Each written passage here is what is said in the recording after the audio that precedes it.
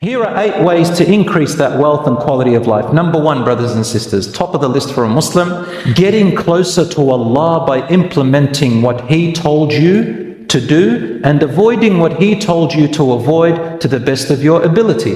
The verse in the Quran which backs this up, or is evident to this, in Surah Al-Talaq, verse 2-3, Allah says, وَمَن يَتَّقِ اللَّهَ يَجْعَل لَّهُ مَخْرَجًا وَيَرْزُقْهُ مِنْ حَيْثُ لَا يَحْتَسِبُ وَمَن يَتَوَكَّلْ عَلَى اللَّهِ فَهُوَ حَسْبُهُ إِنَّ اللَّهَ بَالِغُ أَمْرِهِ قَدْ جَعَلَ اللَّهُ لِكُلِّ شَيْءٍ قَدْرًا.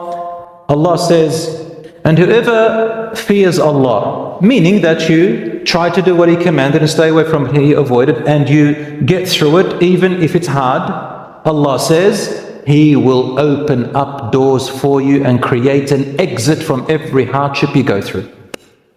وَمَن يَتَّقِ اللَّهَ يَجْعَل لَّهُ مَخْرَجًا. Whoever fears Allah properly, Allah will always make an opening and an exit out of all of your worries and your hardships you are currently go through, and inshallah the opening will come. And then Allah subhanahu wa ta'ala says, وَيَرْزُقْهُ مِنْ حَيْثُ لَا يَحْتَسِبُ. Not only will He make an opening and an exit out of your hardship, He will provide you with sustenance from places you never imagined. You're going that way, and Allah takes you that way and says, there it's from that door I'm going to give you. You did not expect that, did you? And you say, Subhanallah, La ilaha illallah, Wallahi, truly Allah gives me from places I never imagined. I was thinking about her, to marry her, Allah gave me right from there. Where? From the moon. From the moon, subhanallah, she came to me. From such and such country, she came to me. Allah drove him to me. Yani Allah subhanahu wa ta'ala helps you. Sometimes the wealth comes from places you never expected. You're going this way, Allah gives you that way. You go for this job, Allah gives you that job. Sometimes you're going this way, Allah brings it for you that way. مَن يَتَّقِ اللَّهَ يَجْعَل لَّهُ. Whoever fears Allah, then Allah will create an opening for them and grant them from places they never imagined. But also remember this, Allah says, and whoever relies truly upon Allah and trusts in Allah and assumes well of Allah, whatever happens to them, they say, I accept the decree and the whatever Allah brought to me, even if it wasn't what I wanted. وَمَن يَتَوَكَّلْ عَلَى اللَّهِ. Who truly relies and trusts in Allah, فَهُوَ حَسْبُهُ. That is sufficient for you. Allah is enough for you if you trust in Him. You need no one else. فَهُوَ حَسْبُهُ إِنَّ اللَّهَ بَالِغُ أَمْرِهِ. You have to understand and know that without a doubt, Allah is going to continue to reach what He has decreed. Nothing's going to change it. He's going to reach it one way or another. So it's not up to us, up to Allah. قَدْ جَعَلَ اللَّهُ لِكُلِّ شَيْءٍ قَدْرًا. Allah has made for every single existing thing a pre-measured destiny. Your atoms have a destiny. Your hair has a destiny. Everything has a destiny. So, my brothers and sisters, this is the case. Number 1. The second way to increase your wealth and quality of life is to be proactive, meaning avoid procrastination. This is discouraged in Islam, and one of the ways the scholars say is try to wake up early and start your day early. Now, there's a few hadiths that say that the Prophet ﷺ made dua for people who wake up early and stay up after Fajr. All these hadiths are actually weak in their narration, so we can't rely on them. They're not necessarily, the law. But in general, starting your day early, not procrastinating and leaving things to the last minute, and in general starting early, you have a fresh mind, you have a more focused mind, your body is energized, and there is a lot of, alhamdulillah, results and studies that have shown that people who start their day early, whether you go to the gym, whether you take a walk, whether you read something, whether you do something else before you start your work, there is great provision and goodness, inshallah, in starting early. I know a friend who is back in Adelaide. I went and visited there, mashallah. He's very successful in his business and whatever he does. And mashallah, he takes his prayer mat with him. He prays in his office where he works. But he runs his own business in this big apartment. And he says to me, for the past 10 or so years, my work has always been from 5 a.m. to 12 p.m. That's it. I don't work a single thing after 12. How he managed to do that, it doesn't apply to everyone, but the point is that he loves to do his work in the morning. After 12 he goes after his hobbies. He doesn't touch anything of his work, and he says, wallahi, it has made a huge difference for me. right? Mentally, I have time for my family, I have time for my hobbies, I have time for my other things. So it's not a luxury for everybody, of course. Those of you who work 9 to 5, I mean, I was working 20 years 9 to 5 until last year, alhamdulillah. So once you build your skills and your expertise and you're able to do something else, alhamdulillah. If you're not able, then remember that every hardship and every struggle that you go through, so long as you're doing it in halal and for a good purpose, Allah subhanahu wa ta'ala will not let your efforts go in vain. Number 3 is optimistic mindset, planning and setting goals. This is part of Islam. The Prophet ﷺ would wake up in the morning and he would plan his day, the day.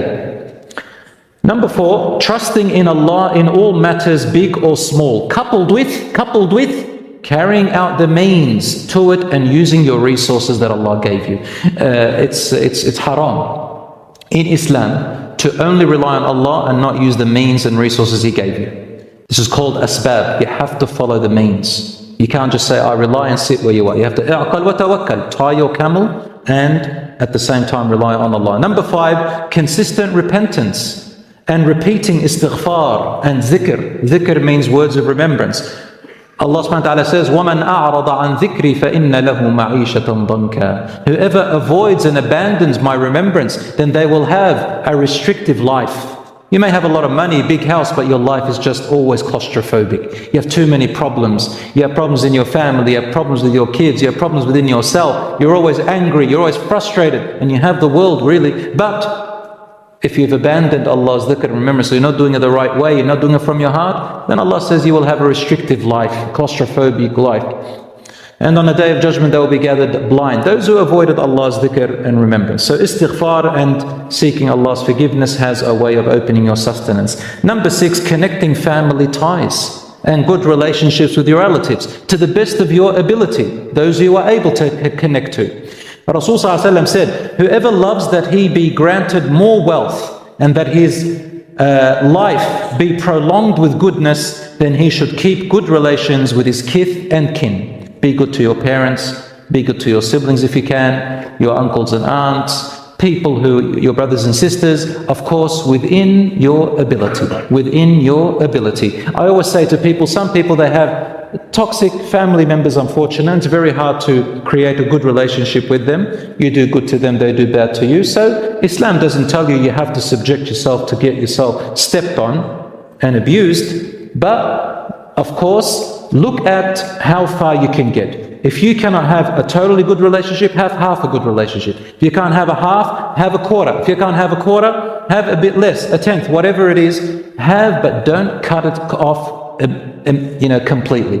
I know people whose children, for example, became really bad. And, I had mothers and fathers come to me and say, what should I do with this son, with my daughter, or with so-and-so? And I say to them, listen, no matter what, keep, even if a thin thread of hair that you can keep between you and them, even if it's just a messaging, just every now and then, keep it. One day they may wake up and may come back to you, and inshallah you'll rebuild that relationship. But don't cut off a person completely. And that's what Allah subhanahu wa ta'ala is asking you to do. You're not the person who cuts it off for no reason. If the other one cuts it off, it's not your fault. But you always are open, inshallah, to a relationship, but it doesn't have to be the same as before. It doesn't mean you give all yourself. It doesn't mean you don't learn from it. It doesn't mean you have to trust them in everything. Some people think that if you forgive someone or you establish a relationship that you're going to have to be best mates and you have to, give your money to them. No, it doesn't mean that. But it means to maintain some elements of tie, because family, brothers and sisters, there are many studies about it, that family and having a good relationship with your parents, with your children, with your family,